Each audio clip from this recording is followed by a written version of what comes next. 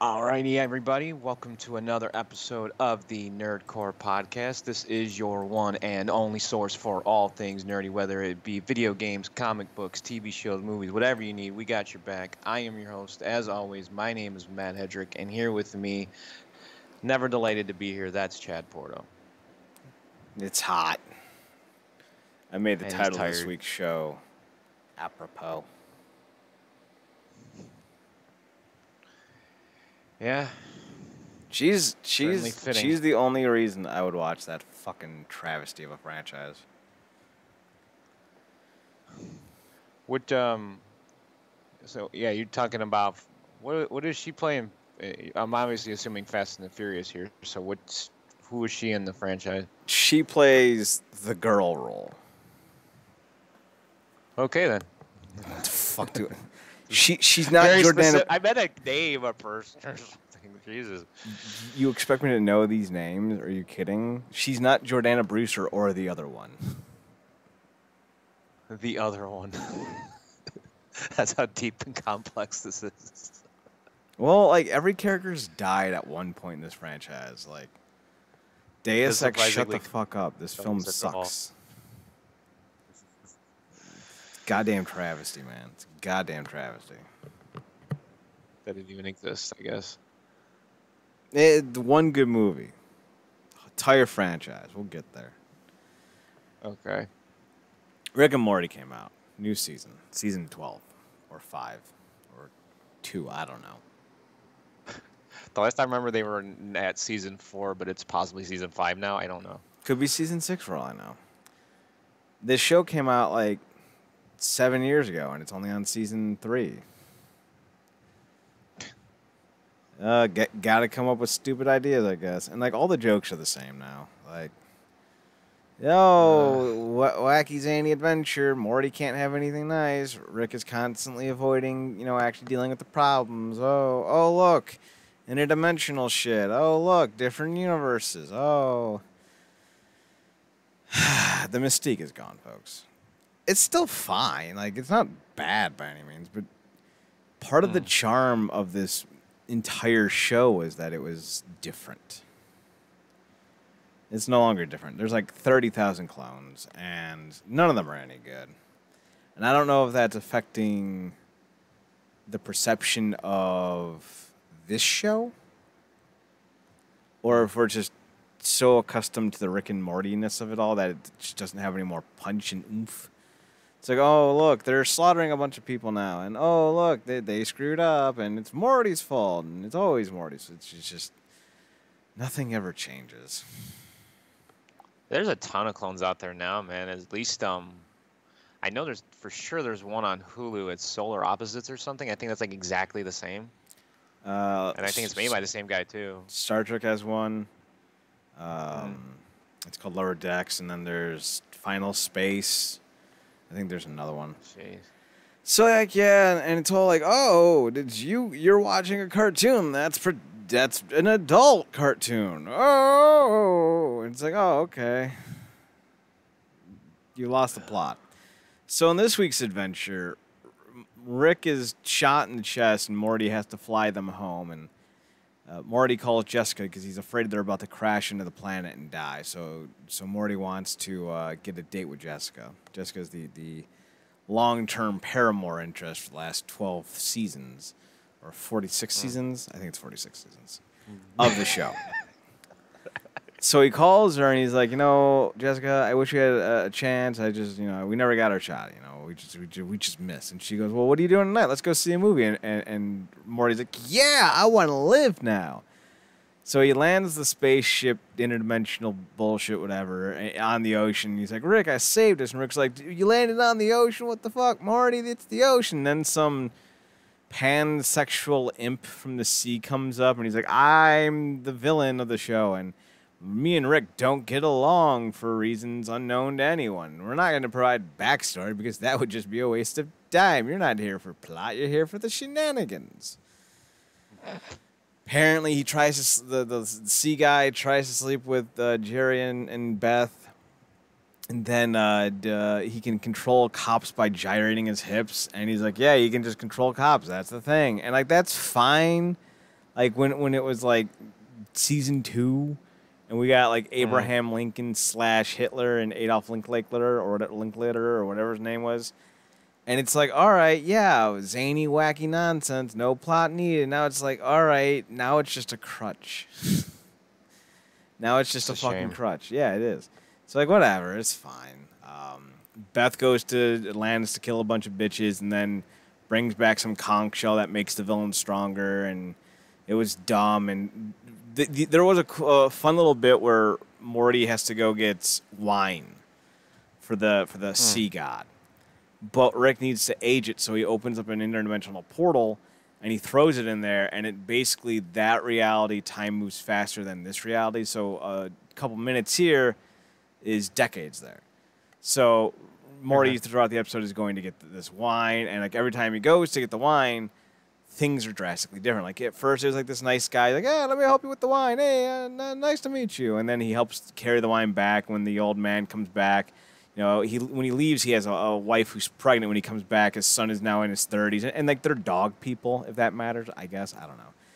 So the dad comes back, and the dog's son kills the dad. He's like, "You abandoned my mother." And he's like, "I just was gone for 2 minutes." And he kills him. And like, all right. And then Morty comes back, you know, a couple seconds later, and it's another 20 years. And the old man's like, "I'm going to kill you for ruining my family." And it's a running gag throughout the episode. Well, after like 6 minutes, this dimension has gone from dog people farming to translucent energy beings that are holding Jessica in a state of suspended animation for hundreds and thousands of years in their time, but it's only like 5 minutes in Morty's time.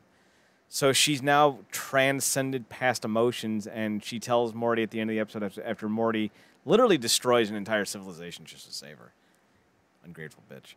She's like, Morty, and like she's like speaking without any emotion. She just goes, "Morty, we should be friends." And then she leaves. And then someone honks at her, and she's like, "I'm a time god, bitch." And I'm like, all right, that was funny. But like, that was it. Like, that was the entire plot of the episode. It was just another way to fuck with Morty and put Rick over. And it's like, all right, that's cool, but it's every fucking episode. I didn't care. Like, it took me 5 days to watch the fucking episode. Like, I'm so done. Oh yeah, that is never a good sign if it takes you multiple viewings just to get through one. No, not multiple viewings. It took me multiple days just to work up the desire to. And I only did it because Showtime's fucking playback service on their video on demand sucks nuts. So like, if I'm trying to watch something on Showtime, I might get instant access to the video on demand, or I might have to wait 20 minutes for it to load properly. Showtime, fix your shit. And we were talking about this. Showtime has really good live streaming because they do a lot of boxing and MMA bouts. Yeah. Peacock has the WWE and their own video on demand. So like, the video on demand for Peacock is fantastic. Their streaming sucks though. So I'm like, just take Showtime streaming and Peacock's on demand and mush them together into one service. CBS would never let that happen, but I mean, fuck it. No. So yeah, anyway, there was one little minor cool bit when Rick's bleeding out and thinking he's going to die. They see a universe where Rick and Morty are blades. Not like blades on like a saw or something, but I mean like the character blade. No, I know what you're talking about. I'm looking at the picture right now. It looks like the vampire hunter dude or whatever. Yes. Yeah. And Rick's dying because he's got shot in the chest, and he's like, "Morty, are we blades in that universe? That's so cool." Yeah, that I don't mind, but it just seems like Well, it's the same plot. Like, Rick does something stupid and nearly gets everyone killed. Morty saves the day and then gets shit on. And then, like, some random-ass thing happens. Like, oh, my God. And it's like a show without a formula has somehow ended up being a show with a formula. It's like what are you doing, man? Like, come on. Do you think it just, like, essentially just the train ran out of ideas, and now they're just doing it for the sake of just being around now? Yeah. Yeah, I think that's fair. That's a damn shame. And I mean, it's nice when something's unique, but when it hits a wall, man, you tend to see everything, and that's how I hate that.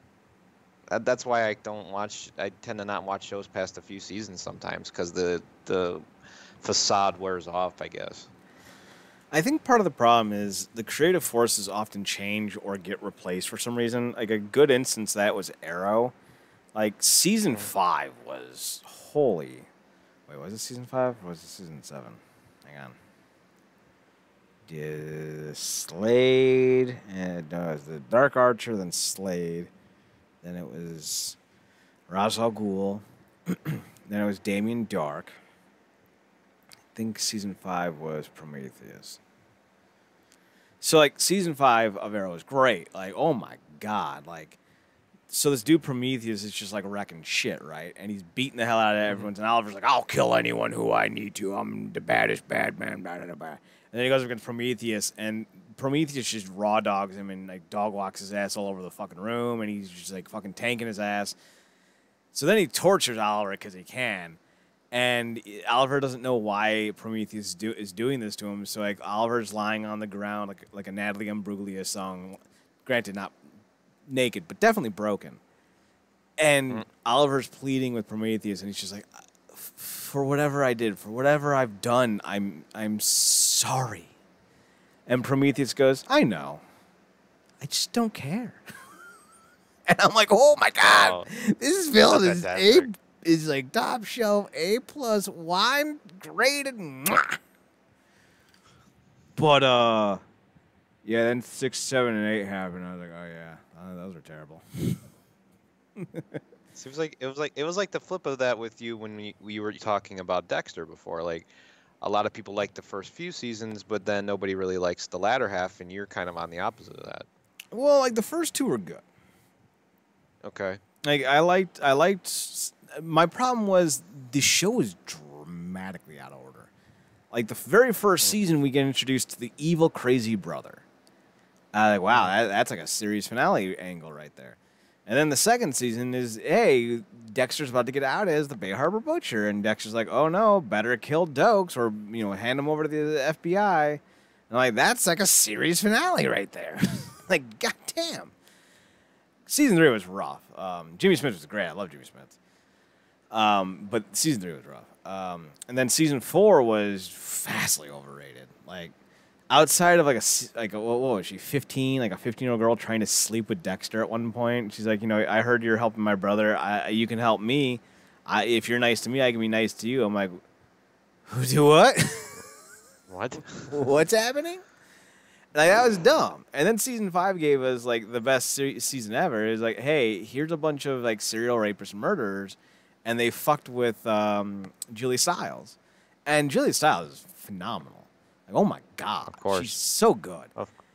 And like it was like a really great season, and it built things up. I was like, oh yeah, all right. Season 6 was the Armageddon or Doomsday Killer. And, like, he was cool, but I felt like the way they did the reveal hurt him, and the way they did the finale hurt the finale. But it was still better than 4. 7 was a bit rough, although you did come to appreciate the guy Dexter was hunting, the mob boss dude. He was slick. Plus, that was also the Yvonne Strahovski introduction season, so. And 8 was solid up until the series finale. So, like, all things being even, I definitely preferred the back half of the series to the first half. I think the series finale would have been a lot better if Deb had lived and Dexter had just gone down to Argentina or wherever it was to be with Yvonne Strahovski and his kid. But they were trying to get too cutesy. Like they wanted to have like some like Sopranos-like finale, and sometimes just give us what we want. Like you don't always need to give us what you think we're going to enjoy. You can just give us Dexter happy ending. Like, we're fine with that. You already screwed the pooch 13 times to Sunday on how you could end the show. So just give us the happy ending. Like, fuck.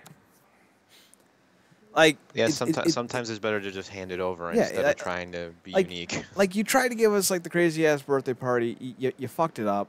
It's fine. Just make sure there's still some goddamn cake and ice cream. Or better yet, some fucking ice cream cake. Like, just give us something. Oh, the best of both worlds, man. The best of both worlds right there. So I feel like that's what happened with Dexter. Like, Scrubs was a show that I thought was really good, with the exception of season 6, I think, because that was the strike-shortened season. That was the one that the season finale, if I remember correctly, was the one where Dr. Cox was telling his son a story of this girl who has like some kidney disease or something like that, and they can't figure out what it was. Maybe that was the end of season 7. And I want to say that. Yeah, I want to say that's 7. Yeah, it may have been 7. It was the strike shortened season. No, I think it was 6. I really do. Was it? 'Cause I know one of them was only like 18 episodes or 16 episodes, something like that. 14. Yeah. I think it was either 6 or 7. I can't remember the season finale is 6 though, so that's why I'm thinking it might have been 6. But like that was the only rough season because it wasn't, it was incomplete. But like a lot of people are like, oh, I didn't like 9. I'm like, 9 was the best fucking season of the goddamn series. Go fuck yourselves. I love Scrub season. It was so fucking crazy, and I thought it was fantastic. Man, you can't let babies listen to jazz. It makes them gay. Jazz makes babies gay. Future doctors. I can't cut out his heart. Heart's where the memories are. Heart stores memories. Future doctors. Dr. Cox just being a rank and file asshole. I love it. I know, man. They let him go off the fucking rails in that season. Like, he just goddamn went for it, and I'm so happy. He's just the best in everything he does. So yeah, like not every season goes down. Like I really liked future seasons of Smallville. The only complaint I have would be that they really relied heavily on CGI. And in 2010, 2009, 2008, 2007, TV CGI still wasn't great. But they got rid of the annoying Lana Lang character, who wasn't always annoying, granted. And we did lose out on Michael Rosenbaum's Lex. By the by, they're Michael Rosenbaum and Tom Welling are trying to do a animated Smallville show. That sounds cool. Right? I don't even care if it's following up on season 10. Like it could be them as high school students, and it's just like a different perspective, or like like in between episodes or some bullshit. I don't give a shit. I'll watch the fuck out of that. But anyway, it always sounds intriguing. Right. So like seasons 8, 9, and 10 didn't have Lex. 8 was Doomsday, 9 was Zod, 10 was Darkseid. And I'm not like a fan of like all the choices they made, but they were all fairly done. Done well. My biggest complaint is that they didn't show Tom Welling in the full suit at all at any point in the series. Like at the end of the season 10, you finally get him in the suit, but it's only like a brief moment. And I'm like, you sons of two bitches. But it's still good. But like Flash, completely fallen off. Legends of Tomorrow fell off in the second season. So yeah, you either need to have like a short series like Doom Patrol and Titans are like 10 episodes per season. It's like you can manage that. Or you need to really have some solid writing. Like I don't think Psych really lost anything until the final season. Yeah, that's where it kind of went a little off the rails for me. But most of the writing throughout the majority of that series was completely solid. Like I said last week, the only episode I did not like was the musical. I thought this final season was harmed because they tried to shake everything up. They brought in what's his name, Sharp or Stick, whatever. What the new chief of police's name was? Oh, I know what you're talking about. Brandowitz. I know who plays him though. I think it's like Anthony Michael Hall or something, right? Yeah. The 1100 guy or whatever that fucking show is. No, Dead Zone. He was in Dead Zone. Although I've never seen Dead Zone. But yeah, so like he comes in and like that was fine, but then we didn't have Cheap Vic for like 5 or 6 straight episodes.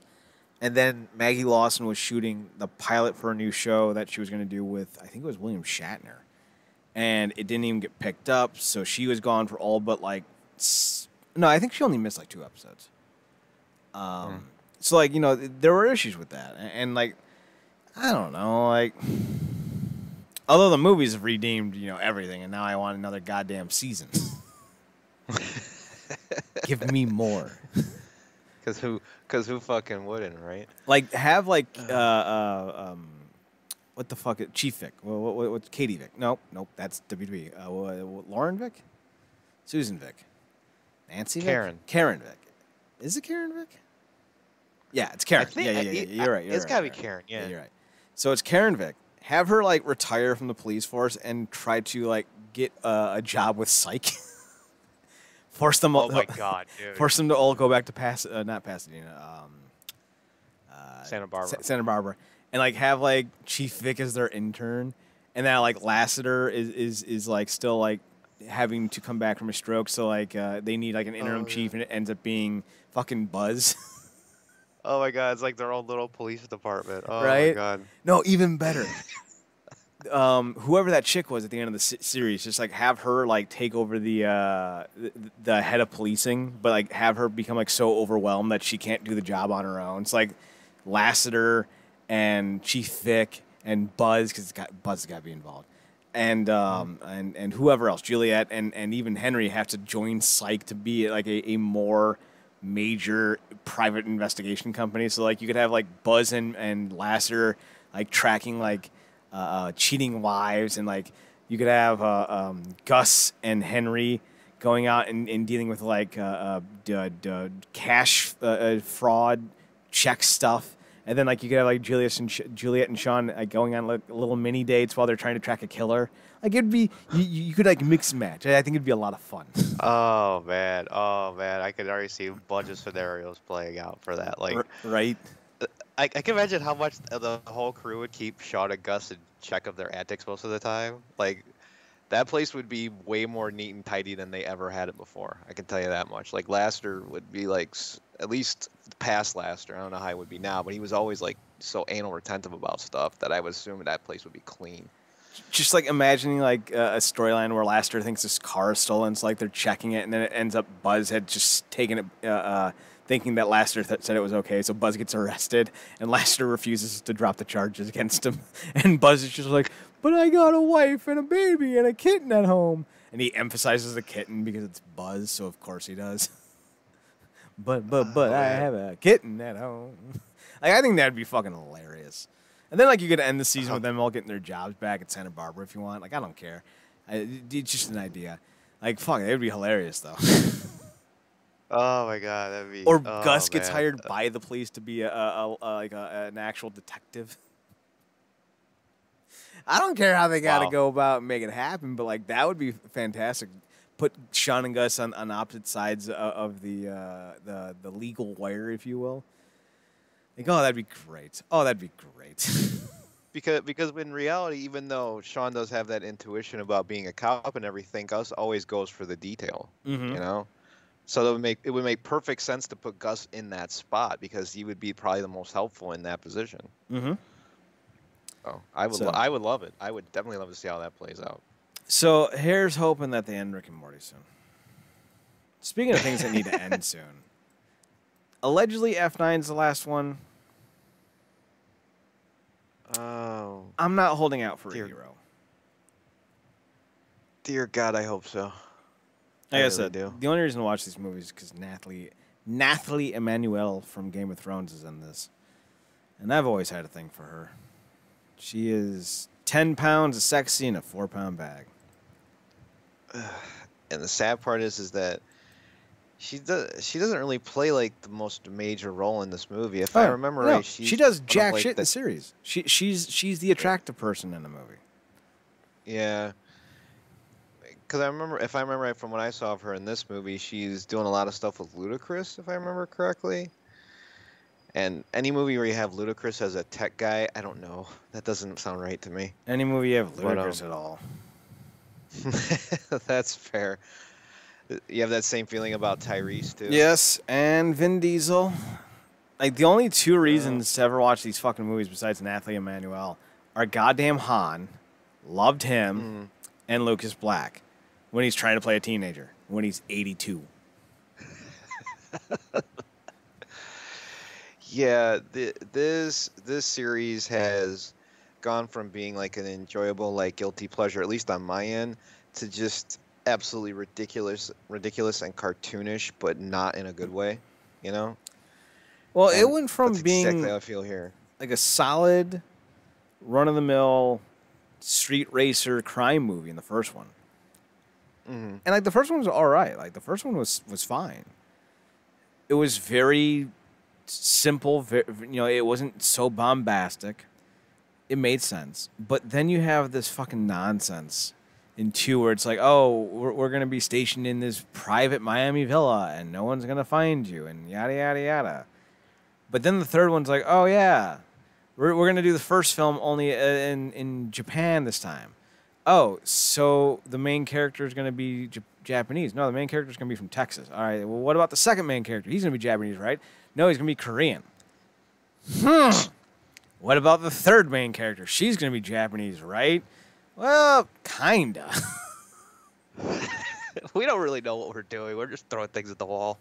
So the third individual isn't even... She claims to be Japanese, or like part Japanese, if I remember correctly, in the third movie. But she's actually Peruvian. What the fuck? So the fourth main character is going to be Japanese, right? No, he's little Bow Wow. Why? What the fuck is he even doing in Japan? So you have 4 non-Japanese characters in the movie set in Japan. Did you find the only 4 non-Japanese people in Japan? Because it sounds like you did.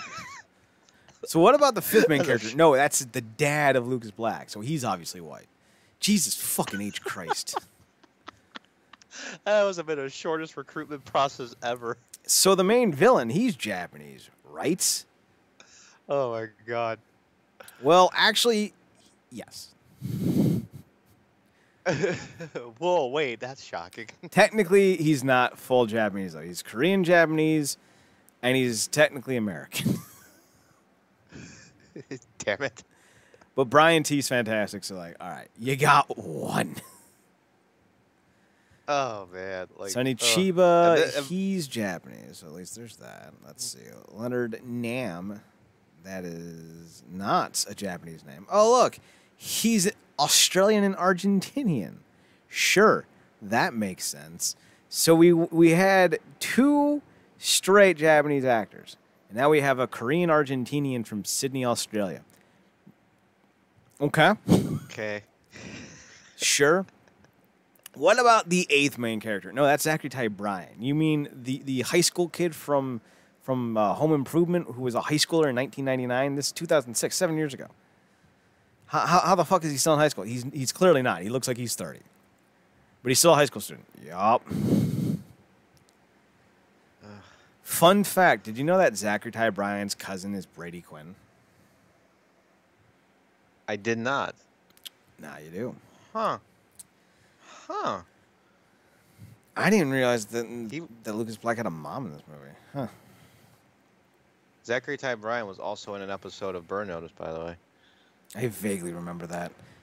I think he was a driver in that movie, too, or in that show, too. So, yeah. Anyway.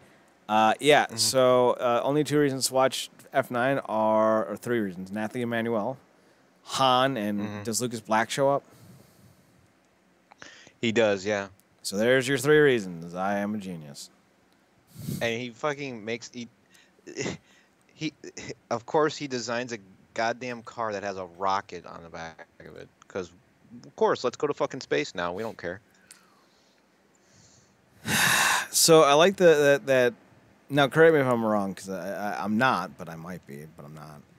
Let me guess. The whole thing of Dom Toretto having a brother who no one knew about was because he did something that Don never forgave him for, so he doesn't recognize him and didn't talk about him for 20 years. Or he never knew he existed, or he was a half-brother. Which one is it?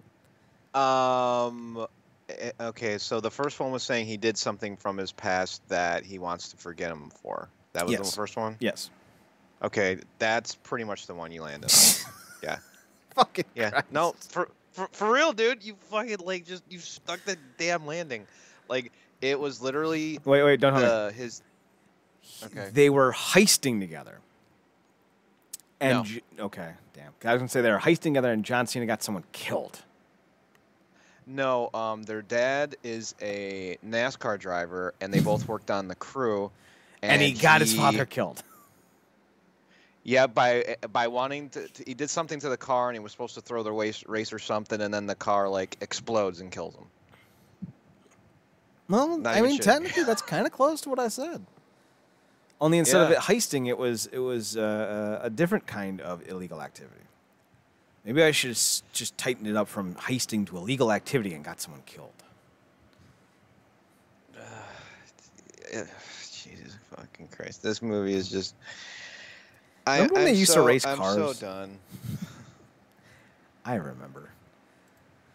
So Nathalie Emmanuel, I love you, but we all know why we watched this fucking series. It's for Han. And yeah, he even comes back too. Yeah, because everyone comes back. No one can ever die in this franchise. Granted, Han never should have died in the first place. Let's just be clear about that. Mm-hmm. Han had so I love Tokyo Drift. Unironically, I love it. Mm-hmm. But it's because of the character. It has nothing to do with the fucking drifting. Who the fuck cares about drift? Jesus Christ, man. I can just think of 2005, 2006 right now.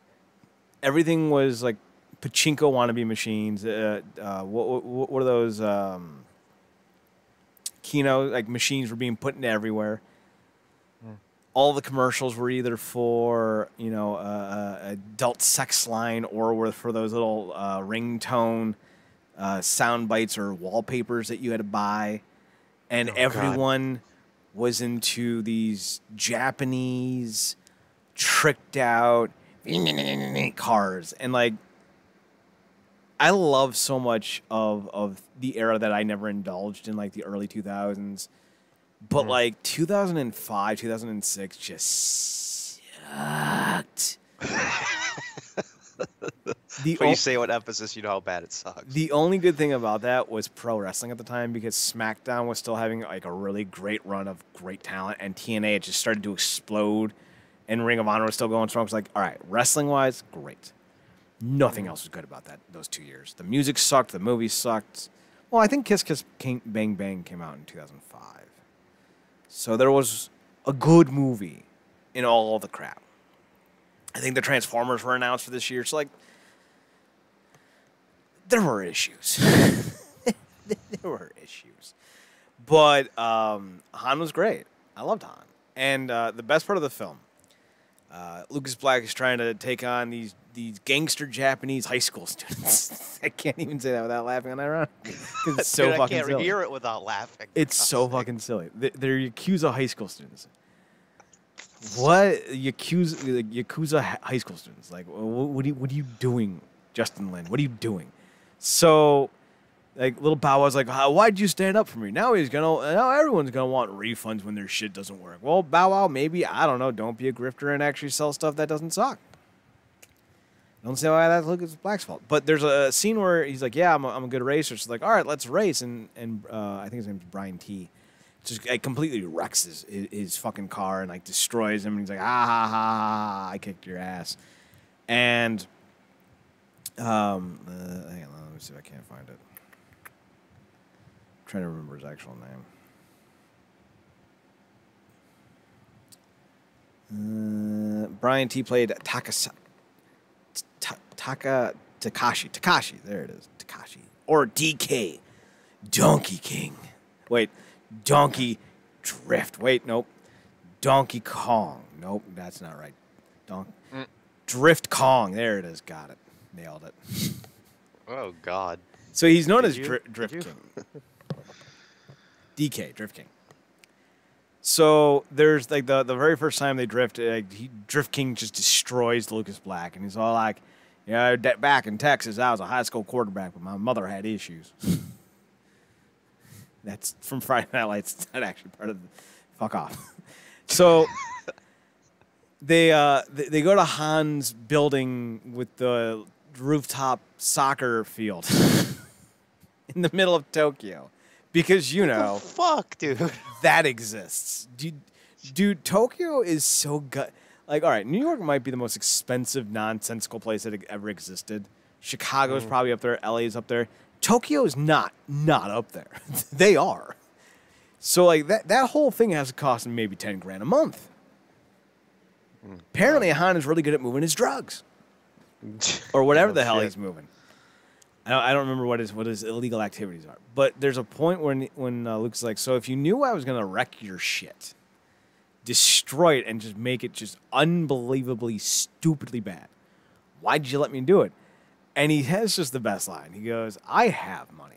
I have cars. What I need are people with character around me. And Lucas Black is like, I got character. It's the same one I play in every role, but I got it. I was gonna say he's not very unique in the roles, so. No, although he's always likable. Yeah, he's got a charm to him. Not denying that. He's got a charm to him. He's actually been in quite a bit of things. Let's see. Well, let's look up Lucas Black. What else is like? I know he was in Jarhead. He was in Sling Blade. He was in Crazy in Alabama. I always forget about Crazy in Alabama. I think that's mostly because Melanie Griffith is someone who's very hit or miss for me. I don't think anyone else has ever seen this movie as much as I have. My mother used to love this movie, and I fucking hated it. Crazy Alabama, you're saying? Yeah. Okay. So basically, she kills a bitch, and then like cries about it. They're like, "Oh, you're a woman, so we'll let you off the hook because the man you killed was a bad man, and you're just a little girl." Oh, give me a break. Yeah, it's bad. It's really fucking stupid. That premise alone is like, nope, not watching that shit. Well, Lucas Black has the worst name in the fucking history of worst names. His name is Peter Joseph, but they call him P-Joe the entire movie. It's bad. It's so bad. Meatloaf's in it, so you already know that not to check it out. Oh yeah, dude, fail. Although Noah Emmerich's in it, I completely forget about Noah Emmerich. He's great. That's not a name that you would probably recognize, but he was actually in a bunch of things you would like recognize him from. He was in The Truman Show. Okay. I think he was the sheriff in True 8, if you've seen that. Wasn't that the... Who was he in The Truman Show, by the way? I honestly, I bet you he was a cop. Hang on. Okay. Truman Show. He was Louis Coltrane, a.k.a. Marlin. He was in Copland. He was in Last Action Hero. He was in Frequency, Wind Talkers, Miracle. He was Craig Patrick, the assistant coach in Miracle. You ever see Miracle, the hockey movie? I've seen that. Yeah, I've seen it. He was Kurt Russell's assistant coach. Man, I'm gonna have to look for him in The Truman Shows. That's one of my favorite Jim Carrey movies. He was in Warrior. I don't remember him in Warrior. Wasn't that the MMA or UFC type movie or something? Yeah, it was an MMA movie. He was in Monk. He was in LSVU, The Walking Dead. Oh yeah, he was Dr. Edwin Jenner in The Walking Dead. The last 2 episodes of season 1. Oh, is that the guy who like tells him there's like no cure or something like that? Yeah, and everyone's infected. Okay. That's who Noah Emmerich is. I know what you're talking about now. Yeah, I got you. He's very good. So yeah. Yeah. Tokyo Drift, only good one in the franchise. So speaking of franchise, Supernatural's getting a prequel. Now, if you know me, there are things that absolutely I adore. Sequels upon sequels upon sequels of movies I like. Give me all the sequels. In fact, do you one better, give me a series based off of a movie I like. Babysitter 3? Hell yeah. Let's do that shit. Yes, please. Y'all. Cool. You finally found my dick. Dude, I need a 3rd movie of that franchise, I swear. I just want to finally see Robbie Amell have a heart-to-heart with Cole where he's like, Cole, I'm not going to try to kill you anymore. In fact, I like you, Cole. I'm still going to have to kill someone. And Cole will like point to like the bad guy of the film and goes, you know what, Cole? You stood up for yourself. You kicked me in the dick. You stood up. You nailed the chick. I'm not even mad. I'm going to go kill the villain for you. Like, I want that scene, only much better. Or even better, Cole's running from him, and fucking Robbie Amell just jumps on the villain's back and starts like beating up on him and goes, Cole, I'm doing this for you, buddy. After he was trying to kill Cole earlier in the film. And then Cole will shout back. I'm so confused. And Cole shouts back, does this mean you're not going to try to kill me? And Robbie Amell, like covered in the villain's blood, goes, no, I'm still going to try to kill you, buddy. I mean, I have to. It's what we do. I'm going to kill him first. I love that whole cast. That whole cast of those movies is just fucking phenomenal. Oh, I love it. It's so good. So, like, yeah, I need, like, 1,000 more Babysitter movies, especially if we're going to keep What's her name? She was just added in the sequel. I can't remember her name. She was in that Disney show. I loved her too. She was great. I need more of her as well. But yes, more of that, more of everything. What I hate, besides movies that do cold opens and then goes 13 hours earlier, I hate that. Oh, me too, dude. Oh my God. Well, obviously the main character's not going to die, and I just saw. Like, I've been watching a lot of Bloody Meat or whatever that show is called. I started watching last week with the kill count and everything. And they reviewed a movie, and like I love watching this channel because like these are all movies I'm watching like 20-minute reviews of that I have no interest in, but I get to experience it. And one of them that they did was Escape Room. And the movie opens with this dude about to get crushed in this fucking room. And I was like, oh, no, he's totally not dead, isn't he? And then, like, later on in the review, he's like, no, and he doesn't die. He escapes. I'm like, oh, my God, I didn't expect that. I'm so surprised. Because it's a fucking, it's the worst. It's the worst. It's the worst. The true worst, though, I mean, like, the 0 on the scale of suctitude. Are prequels. Yep, I knew that was coming. I knew it. I just knew it. Because my rant is a sequel to my previous rant about how much I hate prequels. You're doing it yourself now. But Chad, why? No, I'm making sequels, man, not prequels. But Chad, why do you hate prequels so much? Well, annoying Chad. That's a good question. It's because I know how it ends. Yeah. That's always the hang up with this shit. Like, why? Why do we have to do this? So this is the third attempt at a Supernatural spinoff. The first one was a war between vampires and werewolves. No, vampires and hunters, I think. Maybe it was vampires and werewolves. It's definitely vampires. I remember that. And it was supposed to be like set in New Orleans, and it was like a cool idea, but no characters besides the ones introduced in what they call a backdoor pilot, which is an episode of the series designed to introduce characters and actors that they intend on using for the spinoff. So no one but the backdoor pilot characters that were introduced had any ties to the series, so no one was really excited for it, and it died a death. The second one they tried to do was actually the exact opposite, where they took a bunch of female characters that we'd met throughout the series and created a 2-parter episode to try to spin that into a sequel series called, I think it was like Wayward Sisters, I think was what it was going to be called. I could be wrong about that. And it was going to feature one of the more popular side characters in, I think her name was like Sheriff Joe. And like she kind of became like a surrogate mother for these guys. And she was introduced early in the season. I think she was introduced in season 5. And like this was like season 12 or 13, they started to pitch the idea. So like, one, secondary characters don't last in the show. If you like someone, 2 seasons later, they're going to be dead. It's rule of thumb. She was like the exception. And they had introduced some younger female characters who were like high school age. And I don't remember all of the characters. But like it was going to be like 3 or 4 of them. And it didn't get picked up. So Supernatural themed Romeo and Juliet doesn't get picked up. The female version of the Winchester brothers in Supernatural doesn't get picked up. So what does get picked up? You want to take a guess? What do you think gets picked up? What you're hating right now is the prequel? Yes. But what storyline do you think they go with for the prequel? Do you think they go something completely different? Because like there's a group of hunters called the Meneletters. Like they're basically like the supernatural CIA, so to speak. Seems like a pretty rich environment for a prequel. Because by the time Supernatural starts, the Meneletters are dead. All right. So, yeah, we'll go with that, right? No. Nope. There's so a bunch something completely different. So bunch of monsters. There's a bunch of monsters that have been introduced in the show. A lot of them are very popular. Maybe we can see how they came to fruition, got their start. You know, see all the characters that they interacted with before they met with the Winchesters. Solid enough. We going to go with that? I'm thinking no. No. What if we just go to the Wild West? That sounds like the nail one. we create a bunch of modern versions or historic versions of characters we know, like Wyatt Earp. Maybe Wyatt Earp was a hunter. Has no direct ties, at least I think, to the main series.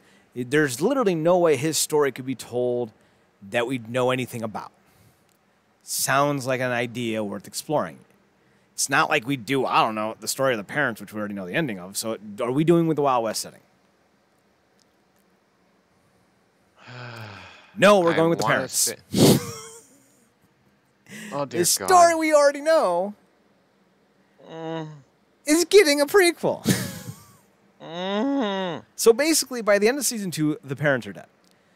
The mother dies in the opening of the show when the kids are like 5 and 2 or 5 and 1 or 4 and 1. They're young. So the mother's been dead. She gets fucking resurrected in season 13 or some bullshit, which is fine. Whatever. It's fine. I actually don't have a problem with that. The father dies. The show is literally 16 years old. If you have not seen it by now, that's on you.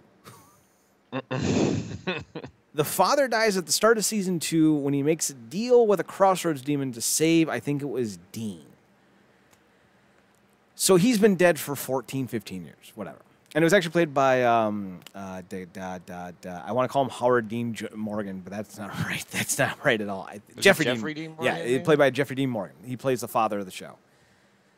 So we know how their stories end. The mom dies when she's in her early 30s, late 20s, and the dad dies in his early 40s. Like, we know how this story ends. We know what happens to their sons. We know what happens to the family. Jeffrey Dean Morgan's character does not have any family, and the mother's family were all hunters. All these hunters were, like, dead, and then they weren't dead. And then Sam was hunting with them in season 6, and then they all got killed. So, like, literally, there's no point to make this goddamn prequel. We already know how it ends. Here's the best part. Kinda hate that. So Eric Kripke, the guy who created the show, is going to create the prequel. Fair enough. Jensen Ackles, who plays Dean, is going to be doing it, and his wife, Danielle, I think is how you pronounce her name, Danielle Harris. She was actually in One Tree Hill. They're going to be doing the production, like they're going to be the producers, and Dean's going Jensen Ackles is going to be doing the voiceover. Well, Jared Padalecki, who's now doing the remake of Walker, Texas Ranger on the CW, didn't know that they were doing a prequel and didn't know about the announcement. So when they announced it, Jared's like, I wish you would have told me before I read it on Twitter. And it was like this huge emotional thing. Everyone's like, these are like legitimate best friends. Like, they've been doing a show for 15 years. They took over the roles as the executive producers so they can keep the show going. Like, they salvaged the show from the Friday Night Death slot. Like, these dudes are like, if I found out they were gay for one another, I wouldn't even be surprised. Like, I wouldn't. I'd be like, for how long they're together, man, it almost seems like fate. Right? I feel like Carla in the season 2 finale. Oh, a double wedding? No. Oh. Good for the boys. Carla. So it's just one of those things where, like, these two dudes are, like, best friends, and one of them didn't know that his, like, proverbial brother was doing a fucking prequel, the series they fucking resurrected and kept going. It's like, goddamn, that's some bad behavior, man. Like, I can't believe you did him dirty like that, homie. But it was a little thing, and they resolved it, and everything's good now, and like, they love each other, and they're best friends, and like, their wives are best friends, and like, it's all great. It's all great. They should really just rename the CW fucking Padalecki and Eccles, because like, they've been on everything. Padalecki was on what the fuck was that awful show that Turk and JD watched about the mom and the daughter? Oh God, I have no fucking idea. It was on the CW. Yeah, Turk and JD were watching the show, and I think Turk was at home and JD was at the hospital, and they're like, "Are you watching?" And he's like, "I'm so mad at Lorelai. I can't even talk to you right now." And they're like moms and daughters. They speak so fast, but they speak so true. Gilmore Girls. Gilmore Girls. There it is. So Padalecki was actually on Gilmore Girls, which was a WB show, and WB became CW. Eccles was on Smallville, I think in season 4? And he ends up getting killed off. Or maybe it's season 6. And he ends up getting killed off. They both end up on Supernatural then, and they go from WB to CW, so they've been part of that brand. And now Padalecki's on Walker, Texas with CW, and Eccles is doing his prequel series. They've been part of this goddamn channel for 20 years. That's like their fucking home, man. So Padalecki's wife was a character on season 4 of Supernatural, and that's how they met. And Eccles' wife was on seasons 3, 4, 5, I think, and maybe 6 of One Tree Hill.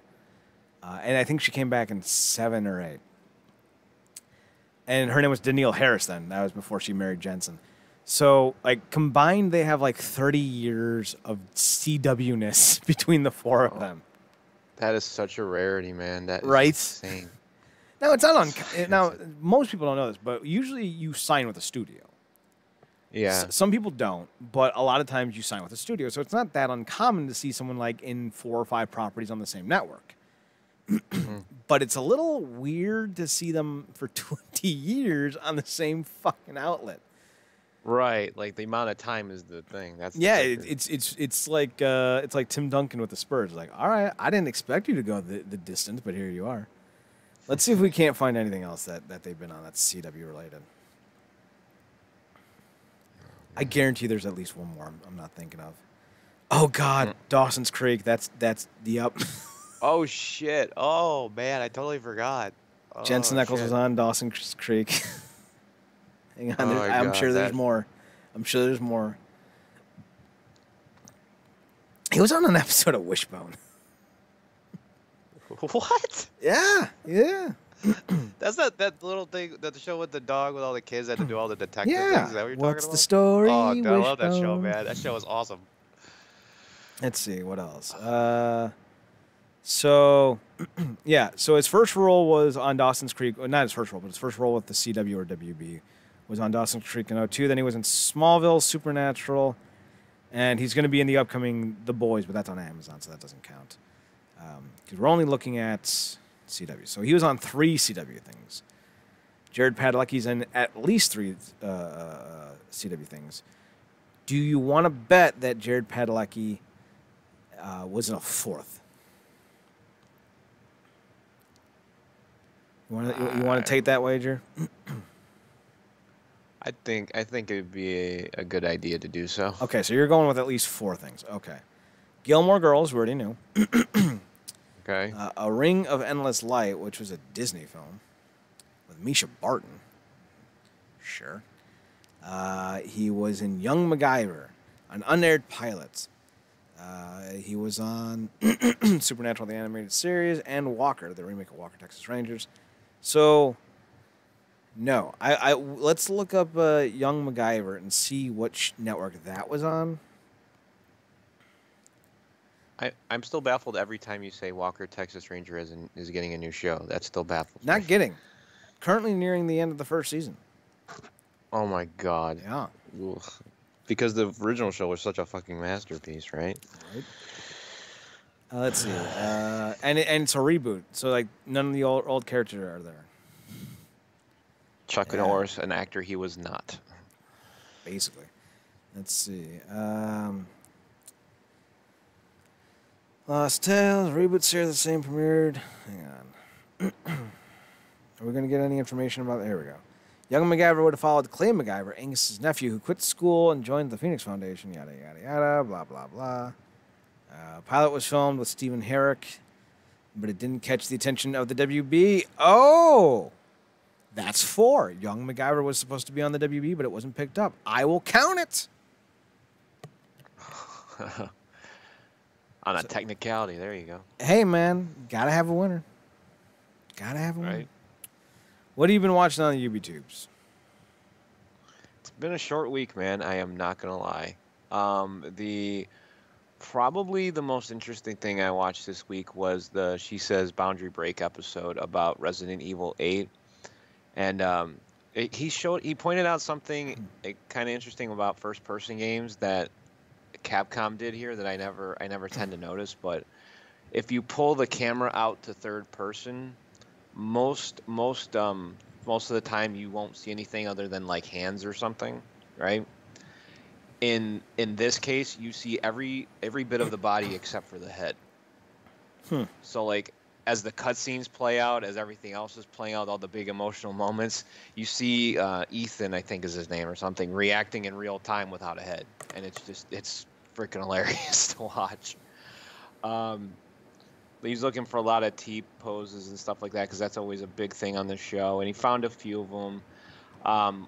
One of the crazier ones is there's this animation where a dragon is supposed to be knocking through a wall or something like that, and it's very strange because it doesn't really come from anywhere. It just kind of appears in the scene and then pushes through the wall, and for some reason that's how it's supposed to occur. There was no lead into it or anything, which it's really strange. And I enjoy these. I enjoy watching these. I always enjoy the technicalities of video games. So that was a good one. Nerd Slayer did Death of a Game on. I didn't even know this was a thing because the only DC like MMO type thing I'm familiar with is Universe. I didn't know Infinite Crisis was a thing. I had no idea. Well, I got to stop you there because we have a problem. What is the problem? Are we off? No, breaking news. We have a controversy. The controversy would be? We might have a tie, 4-4. Oh, we do? Well, if we're giving it on a technicality to Jared Padalecki, we might have to give it to a technicality on Jensen Ackles. Jensen Ackles was on a show called Sweet Valley High, which was probably a 90210 spinoff show, or not spinoff, but like a wannabe show. It aired on syndication, and I think I vaguely remember this being like a Saturday morning show. Okay. It aired in syndication, but it got picked up for its final season by UPN. When CBS and Warner Brothers merged, UPN and the WB essentially got dissolved into the same entity, which became the CW. Yeah. So that's technicality on top of technicality. Yeah, so we got two technicalities now. So as Roger Smith from American Dad would say, drama. Alrighty then. So we have a tie. All right, you were talking about some dumb thing. So keep talking about your dumb. Some dumb thing. No, yes. Don't. No, it just wasn't. I just wasn't sure that this was another thing. Like I didn't know because, like I said, the only MMO I knew of was DC Universe Online, and for some reason there was another one called Infinite Crisis. Now, I'm familiar at least with the existence of the comic series Crisis on Infinite Earths or whatever for DC. I'm familiar with that. There's like a dozen Crisis comics. Best not to worry your head about it. Okay, yeah, I just didn't know it was a thing, and luckily enough, it didn't matter because this was such a short-lived one that it barely even got up off the ground. Like it wasn't even. I think it never really passed its beta testing stage or whatever, and it was in that for like a year. There were so many issues trying to get the thing off the ground, which eventually this kind of dissolved too, and led to become DC Universe. So did like that, but yeah. Other than that, there was not a lot going on in the YouTubes. It was mostly people just talking about random fucking stupid shit that I don't really totally care about. The only funny story that even came out of gaming this week in the YouTube realm was, the Avengers game is going downhill. Not gonna lie, it's even worse now. There was an update to it. A lot of YouTubers were reporting on it that it actually in lobbies would show your IP address in game. Ruh-roh. And yeah, not a good sign. And to all the like 10 people who are still playing that, I don't want to put them down or nothing like that. If you're still playing it, have your fun, but that's not good. That does not reflect well. And if it wasn't enough of a bomb for Square Enix as it is, this just pushed it further down the hole. And please just don't do any more live service games. Or if you're going to, you got to step your game up. And that takes us to today's sponsor with ExpressVPN. Use code. We don't actually have a sponsorship for your next order. I swear to God, if I hear one more ExpressVPN ad, I'm going to fucking stab myself. So we got a lot of new Olympians coming around. Do we now? I'm covering the Olympics. I'm going to be covering karate and I think judo. Yeah. Interesting. Yeah, I'm excited. I mean, I'm not because it's going to be a lot of weird, funky hours, but I'm excited. I don't even think it's going to be a lot of weird hours. It's going to be like 2 hours sometime, at some point. When I hear Olympics, I tend to not lean towards like karate and stuff like that. It's just strange, but that's the. But I'm probably going to be covering Olympic basketball, too, because one of the Cavs are on it, so. That's cool. Mm-hmm. All right, Like so anything else? No, yeah, I think we're pretty much done. It's pretty much a short week this time. So I've been watching more of that Dead Meat or whatever it is YouTube show. I found a movie I'm interested in. Granted, I know how it ends, but I'm still interested in it. It stars Steven Yeun, who was in The Walking Dead as Glenn, and then he was one of the voices. I think he was the red guy in Voltron, like the leader dude. He just did Invincible recently as well. Sure, whatever that movie is. No, it was an Amazon TV series. Oh, that's right. Comic book. Every time someone says it, I'm like, yeah, I'm sure it's like some fucking Angelina Jolie biopic, sure, whatever. I keep forgetting it's a goddamn comic show. It just has one of those names like I've heard like 1,000 times in like different mediums. Like, oh, you mean the Matt Damon movie where he's in South Africa and he's playing rugby for Nelson Morgan because Morgan Freeman is playing Nelson Mandela. I go, okay, Morgan Mandela. You mean that Invincible? Or no, I don't think that was Invincible. Or are you talking about the Mark Wahlberg movie when he was a football player?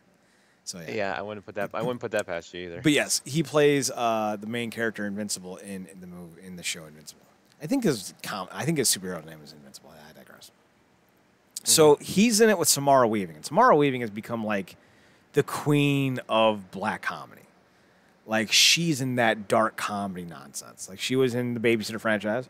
She was in that Adam Brody movie where, like, they had to play a game because, like, she drew a card and they had to sacrifice her by the end of the night or some bullshit like that. You've seen it. I think you have. I don't remember the name, but I think it's like familiar. Catch Me If You Can or Catch or Game Night or Game Night. That sounds familiar. No, it's not Game Night. No, that name sounded familiar. I know. Yeah, because it's Jason Bateman. Yeah. It's an alright movie. Okay. Samara Weaving. Hang on, I'm looking this up because like I need to know. Ready or Not. She was in Ready or Not. Okay. She's in Guns Akimbo. She's in Bill and Ted Face the Music. She's gonna be in Snake Eyes. She's in a lot of things. Like she's the new hotness. But she was in a movie in 2017 that I think came out in 2019. With Steven Yeun, Dallas Roberts, let's see, who else was in this? Yeah, that's about it. And she plays a character whose house is getting foreclosed on, so she goes to see Steven Yeun's character, who works at this high-tech company, and not high-tech, but it's like this residential finance company, and he's like, there's nothing I can do. I'm sorry, the person you want to talk to is yada yada. You know, you have to go see her. Yeah, I'm just a middleman or something like that. And Samara Weaving like says to him like, you know, no one raindrop thinks they caused the flood or something like that. It was a really great line. And so basically in this universe, there's like a virus that turns people into kind of like rage monsters or maybe not even rage. It destroys the inhibitions of a person. It can be cured, but it takes like 12 hours or 9 hours or 8 hours or whatever it is to cure the person. And they established in the opening of the movie that Steven Yeun's character was a lawyer in a firm that helped prove that if you're infected by this disease, you cannot be held culpable of the crimes you commit. So the movie basically starts with them being trapped in the same building, although you don't know Samara Weaving's there at the start. She's still there. But you end up finding out that the government has quarantined the building. This is before 2020, mind you, and they're pumping in the cure, but it's going to take 12 hours, so they got to keep everyone there so it doesn't spread. So Steven Yeun then basically goes on a murderous rampage because he gets fired for the incompetence of somebody else who works there, and Samara Weaving joins him on his mass murdering spree, and it's really fucking violent and funny. So I saw the review. I'm like, I got to watch this movie. This sounds fucking hilarious. This sounds great. So I'm gonna be watching that. What was it called? I just had it. It's called Mayhem. Man, okay. Yeah. Dallas Roberts, keep that in mind. I think you would recognize. He's been in a bunch of things. He was in the second season of The Walking Dead, third season of The Walking Dead. He was in the season that introduced the governor, because he was the governor's right-hand man. Okay. I don't know if you've seen that Walking Dead or. I've seen everything in Walking Dead up until like the start of season 4, and then I stopped watching it. Okay, he was Milton on The Walking Dead. He was the one who got killed trying to protect what's her face with the glasses. Oh, man. I think I know what you're talking about. So yeah, another like. Definitely gonna watch that movie. Seems like sounds intriguing. It does sound intriguing. Yeah, I don't remember what the channel's called. I think it's like Dead Meat. So like definitely check it out, especially if you want to watch or review some films that maybe you don't really care about. Like I watched reviews of The Thing and The Thing. One of them's a prequel. I dare you to guess which one. I don't know if I want to. So I've already seen both those films, but it was great to see them again on quick audio bite, or not audio, but quick little digital bites. Plus, the other thing I was listening to this week was the next 2 episodes of the Dark Air with Dwight from The Office.